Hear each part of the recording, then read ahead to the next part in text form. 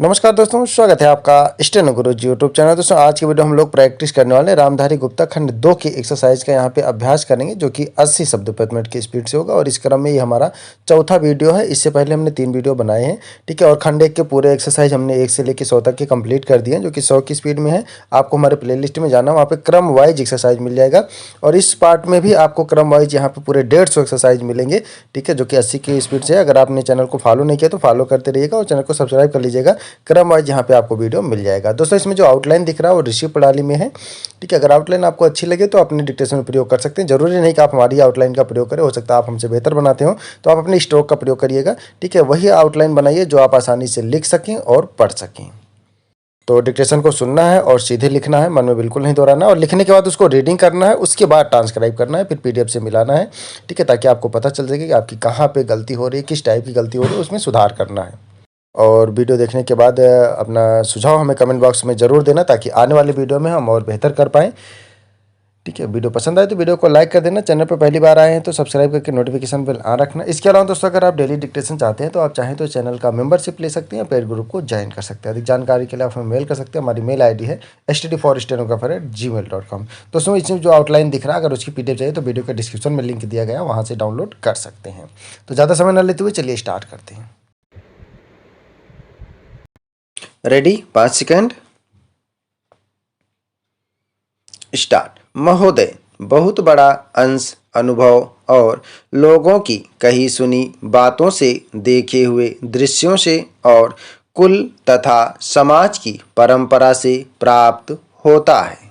Cinema इस सभी प्रकार के ज्ञान की प्राप्ति में सहायक हो सकता है, क्योंकि यह मनुष्य की दृश्य और श्रव्य अनुभूतियों के क्षेत्र को बहुत ही बढ़ा सकता है। यह एक साधारण सी बात है जिसे सभी जानते हैं कि केवल सुनी सुनाई बात की अपेक्षा हम पर देखे हुए दृश्य का प्रभाव अधिक पड़ता है। और हम यदि सिनेमा द्वारा किसी चीज़ को देख लेते हैं तो उसका उतना फल तो नहीं होता जितना स्वयं आँखों द्वारा देखने से मिलता है। उससे तो कहीं अधिक अमिट छाप किसी के सामने किसी दृश्य के वर्णन करने से पड़ती है। मन बहलाव के भी साधन कितने ही प्रकार के होते हैं। कुछ तो ऐसे हैं जो मन बहलाव के साथ साथ शिक्षाप्रद भी होते हैं और इसके विपरीत बुरे संस्कारों का साधन बन जाते हैं। मैं स्वयं यह दावा नहीं कर सकता कि मैंने बहुत सी फिल्में देखी हैं। सच पूछिए तो मुझे बहुत कम फिल्में देखने का अवसर मिला है, पर मेरे पास जो खबरें पहुंचती हैं बहुतेरे विश्वसनीय भाइयों और बहनों द्वारा जो शिकायतें पहुंचाई जाती हैं, उनसे मालूम होता है कि बहुतेरे फिल्में दूसरी कोटि की हैं, जो शिक्षा अथवा मन बहलाव का साधन न बनकर बुरी वासनाओं को जागृत करती हैं, विशेषकर युवकों के चरित्र पर बुरा प्रभाव डालती हैं। हो सकता है कि इस प्रकार की फिल्में अधिक लोकप्रिय होती हों, उनके द्वारा अधिक पैसे कमाए जा सकते हों। कुछ लोग यह कह सकते हैं कि फिल्म निर्माताओं का काम ऐसी फिल्मों को बनाना है जो लोकप्रिय हों, क्योंकि वे एक प्रकार की मांग को पूरा करती हैं। यह भी कहा जा सकता है कि फिल्मों का ध्येय मन बहलाव ही है। उसको तो तभी सफल मानना चाहिए जब फिल्में उन लोगों का मन बहला सकें जिन लोगों के लिए बनाई गई हों। ये सब बातें बहस के रूप में कही जा सकती हैं, पर मैं चाहूँगा कि कोई भी सिनेमा हो अथवा फिल्म के बनाने वाले हों, वे यदि अपना कर्तव्य समाज सेवा समझते हैं और उन्हें ऐसा समझना भी चाहिए, तो उन सब के लिए ये सब बातें यदि अग्राह्य नहीं तो गौण अवश्य हैं और उनका मुख्य उद्देश्य तो सेवा ही होना चाहिए। सेवा तभी तक सेवा रहती है जब तक वह सेव्य का हित करे, न कि उसे गिराए। इसलिए मैं चाहूँगा कि फिल्म बनाने वाले इस पर विचार करें कि उनका उद्देश्य क्या है। उद्देश्य सेवा ही होना चाहिए और सेवा के साथ साथ यदि धनोपार्जन भी हो जाए तो निर्दोष हैं। यदि धनोपार्जन ही उद्देश्य हो और सेवा न हो तो वह अग्राह्य होना चाहिए। यदि मनुष्य अपने स्वार्थवश कुछ ऐसा काम करता है जो उसके व्यक्तिगत लाभ के लिए तो ठीक हो, पर जिससे समाज को हानि पहुंचती हो तो उसे रोकना पड़ता है। महोदय, यहाँ यह उल्लेखनीय है कि शीत युद्ध की समाप्ति व समाधान एशिया की घटनाओं तथा अफगानिस्तान से सोवियत सेना की वापसी से ही हुआ है। अफगानिस्तान में लंबे अरसे तक चला युद्ध सोवियत संघ के अस्तित्व के लिए कष्टदायी और मुश्किल हो गया। इस भयावह युद्ध से सोवियत सेनाओं की वापसी से अनेक घटनाओं ने जन्म लिया, जिनकी परिणति शीत युद्ध की समाप्ति से हुई तथा जिसमें जर्मनी का एकीकरण तथा सोवियत संघ का विघटन शामिल है।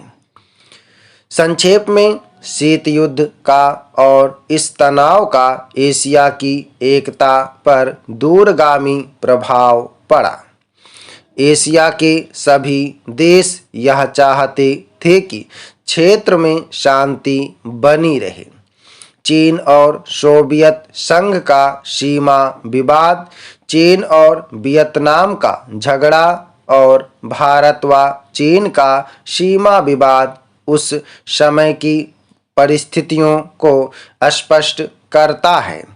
इस तरह से पाकिस्तान पूरी तरह से थाईलैंड और फिलीपींस के साथ अमेरिका के खेमे में चला गया था। जापान अपने आर्थिक और व्यापारिक संबंधों के कारण पश्चिम के देशों में सामीप्य स्थापित कर रहा था। इससे एशिया की एकता को एक नया धक्का लगा है, क्योंकि एशिया के देश अलग अलग खेमों में बट गए थे। 1960 के दशक में एक नया मोड़ आया जब शीत युद्ध के समय में आसियान के नाम से एक नए गुट का प्रादुर्भाव हुआ। इससे दक्षिणी पूर्वी एशिया के देशों में नए आर्थिक और सुरक्षा संबंधी प्रयास किए गए। इन देशों में सांस्कृतिक एकरूपता की वजह से भी एक नए गुट ने जन्म लिया, लेकिन यह कहना कठिन होगा कि इन दक्षिण पूर्वी एशियाई देशों से समूचे एशिया की पहचान या एकता बनाने में सहायता मिली है या उससे धक्का लगा है, क्योंकि इन देशों ने अपनी नीति बहुत स्पष्ट नहीं की और केवल अपने ही गुट के अंदर भूमिपुत्र नीति को जन्म दिया। भारत भी अब आसियान का सहयोगी सदस्य बनने जा रहा है।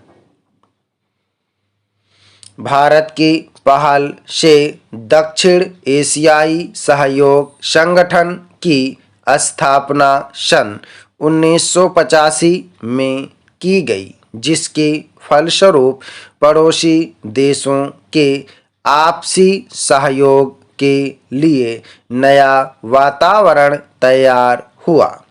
यह प्रयास शनैः शनैः उपयोगी रूप लेता जा रहा है, जो एशिया की पहचान बनाने की ओर महत्वपूर्ण कदम है।